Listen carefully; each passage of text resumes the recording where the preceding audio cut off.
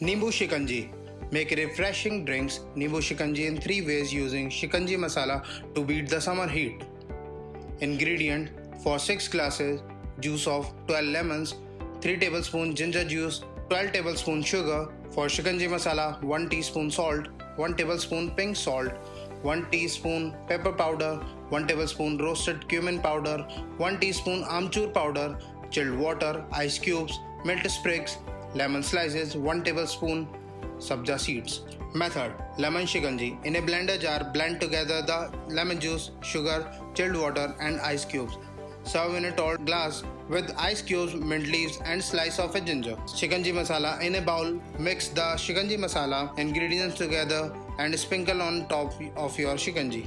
Refreshing and energizing shikanji is ready to sip. DPMI सिर्फ शिक्षा हुनर ही नहीं बल्कि सम्मान के साथ सुनिश्चित रोजगार। Thank you, DPMI.